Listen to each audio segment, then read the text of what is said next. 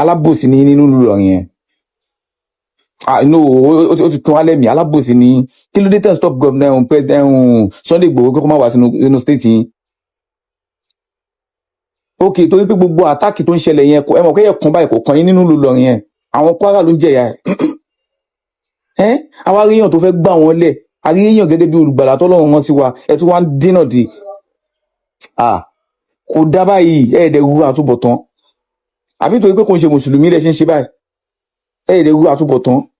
Ká ní pé ìkan nínú yín wà tó yẹ pé àwọn agbésùnmọ̀mí wọ́n ti gbé kan náà àwọn ọmọ yẹn, wọ́n ti pa irú gọ́fìnà yín, bóyá wọ́n ti gbé kan náà àwọn ọmọ ẹ̀, àbí ìyàwó ẹ̀ wọ́n ti parí, àbí kan náà àwọn olóyè tí wọ́n sọ́pọ̀tì ẹ̀ yẹn wọ́n ti parí. Mo mọ̀ pé gbogbo kinní yìí ẹ̀yin fún ara yín dẹ̀ máa invite ẹ̀ pé ó yá máa bọ̀.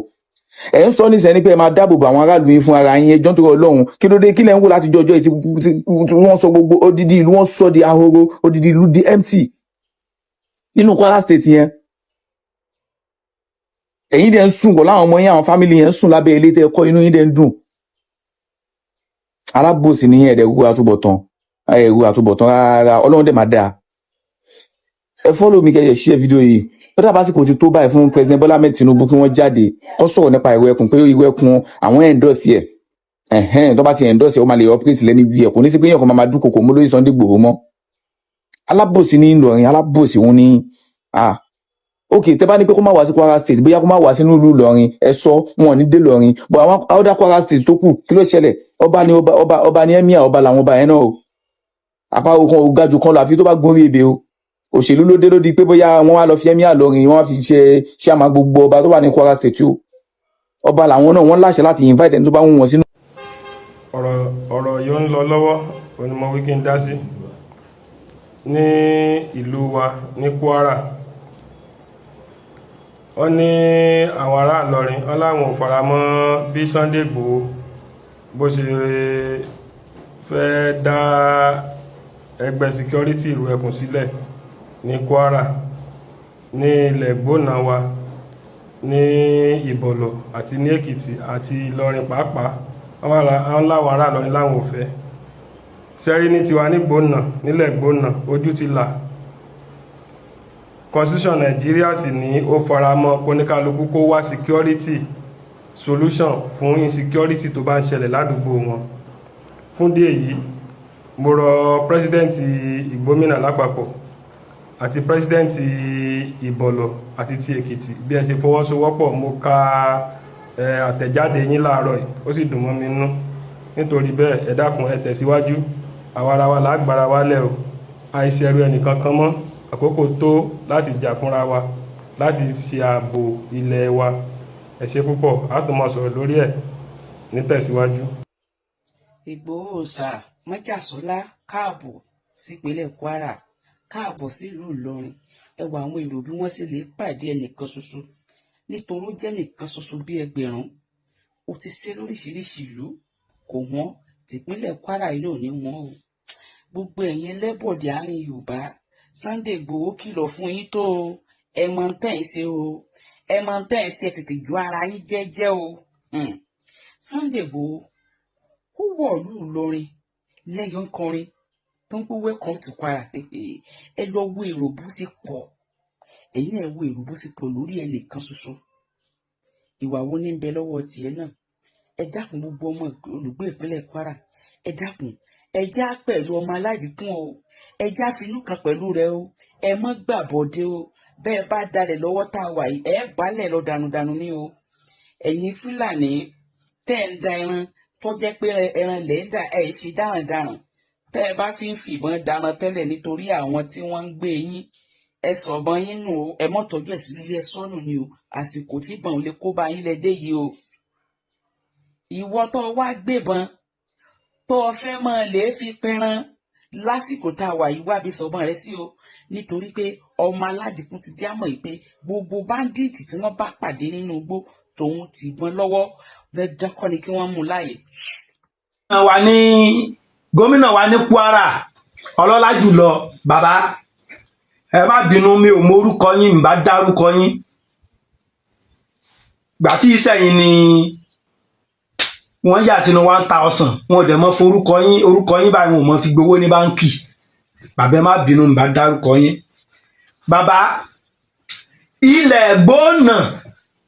ilẹ̀ gómìnà ojúlówó ọmọ Oòduà ni àkọ́bí Oòduà ni ní olú ìlà ti Ìlá Ọ̀ràngún bàbá wa ti ìlú Ìlá Ọ̀ràngún Ọ̀ràngún lè là òun làkọ́bí Oòduà gbogbo ìgbómìnà generally ojúlówó ọmọ Oòduà ni wọ́n ń sọmọ àlè rárá bákan náà wọ́n sì ṣe àtọ̀húnrìn wá Ìgbónà ojúlówó ọmọ Oòduà ni gómìnà wa mo gbọ́ pé ní pé bá mi Mọ́jàsọ́lá Ìgbòho Òòṣà owó bàbá Dámilọ́lá Ìwẹ̀kùn 1 mo gbọ́ pé ní wọ́n ń bọ̀ wá sí Kwara pàápàá jùlọ ilẹ̀ gómìnà wọ́n wá lẹ̀ ní rárá kán mọ́ wá bàbá kí ló ṣẹlẹ̀ gómìnà Kwara kí ló dé tẹni kí Ìwẹ̀kùn mọ́ wá sí Kwara ṣé bá ṣe ń jí wọn gbé yẹn ní tán jí wa gbé ní Kwara ṣé n tó dáa ni tẹ́ ẹ bá dé Òrò Àgọ́ Ìdọ̀fin Ìgbànà Ìdọ̀fin kíní káyé kalẹ̀ kankan bẹ́ẹ̀ yẹn àwọn ìlú yẹn wà bẹ́ẹ̀ tó jẹ́ pé kò séyàn kankan bẹ́ẹ̀ ìlú ti dahoro kò séyàn bẹ́ẹ̀ wọ́n sá Yorùbá sì ló ní bó lè lé bí ó lè lé ò bá lọ́wọ́ ń bẹ̀ títa ò lè ráyè wọlé bàbá kí ló ṣẹlẹ̀ ó lè lé olóṣìlẹ̀kùn fó lè ta bẹ́jọ́ ò bá sì lọ́wọ́ nú ejò ní rìn gómìnà kárí yín pẹ́ o bàbá èmo dé èmi la ṣe kò yín ẹ máa ṣe òyìn nílẹ̀ gbóná tẹni kí Ìgbòho Òòṣà mọ́ wá a ti pè yín ó dà pé ẹ̀rí solúsàn ọmọ Oòduà ojúlówó ọmọ ó wá fẹ́ wá ẹni kó mọ̀ wá ìwọ olóríire èèyàn ọmọ gbóná òríjínà ọmọ ọkọ ni mò ń sọ èso ọmọ àlè o bá mi sí àfídíò ìkí kan gómìnà Kwara lára ẹjọ́ torí Ọlọ́run ọwọ́ tẹ ẹ̀dọ̀ fi sí ẹ ní fi gbòkú ọmọ sí ẹ àmọ́ mú ka owó ńláńlá ẹ á kéré oko báyìí ọwọ́ báyìí lẹ́mú kéré oko ẹ mú kó délé agbára Ọlọ́run ẹ bá mi sí ààrẹ kíkan gómìnà Kwara State lára bàbá ẹmi ló dé ẹjọ́ gbogbo ẹ bá mi wo fídíò yìí màmá yìí bí mo ṣe ń wo fídíò yìí láàárọ̀ yìí omi dẹ̀ fẹ́ máa bọ́ lójú mi ẹgbọ́n kan tí màmá yìí ń sọ ẹgbọ́n kan tí màmá yìí ń sọ. ọ̀gá wa Abdulrahman Abdulrasaq kí ló dé kí la ṣe fún yín kí ló dé tani kí Sunday Igboho mọ̀ wá mọ́ ẹ jẹ́ kí Sunday Igboho wá ẹ dákun ẹ jẹ́ kí Sunday Igboho wá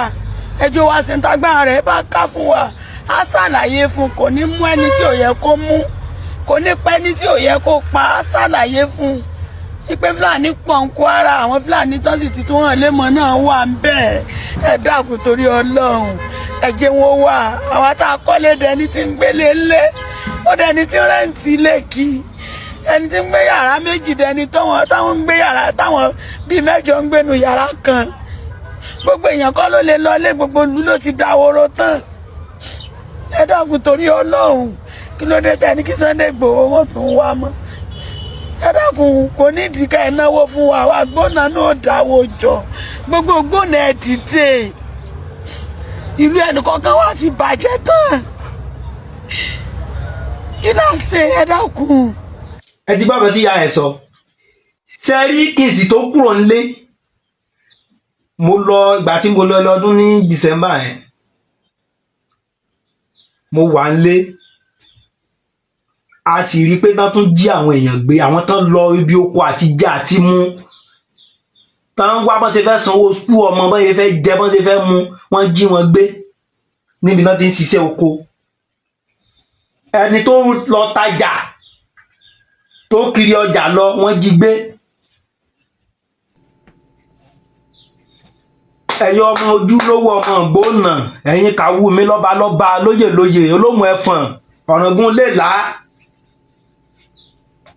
olóòró tìlú òró Àjàṣẹ́ Kàwúmí òkè nígbín ẹ má jẹ́ kán bàlújẹ́ mọ́ yín lérí o èmo dé èmi la fẹ́ ṣe sọ̀rọ̀ yìí gómìnà ẹ fún wọn láyé ẹ jẹ́ kan wá o péjò bá lọ́wọ́ nú ẹ jẹ́ kan wá ire o mi ò rí báyìí lọ lápá ọ̀dọ̀ tèmi ẹ jẹ́ kan rá ẹni yìí bá jẹ gbè ní kúgbì. tọ́ wọ́n wá lábòsí ni wọ́n o ṣe é ti gbọ́ pé lábòsí ni wọ́n ní mèsù jàǹbá ni wọ́n mèsù jàǹnàbà fídíò tí tàn fídíò yapa kan kì í ṣẹ̀ṣẹ̀ ràgó kò ṣeé jẹ kò ṣeé gbé sọnù ẹ gbọ́ ọ̀rọ̀ tí everybody sọ àti tí Akéṣẹ́ ti sọ wọ́n lẹ́sẹ̀ tí Sunday Igboho ṣe ẹ dákun ṣe Sunday Igboho ṣe kí ni Sunday Igboho ṣe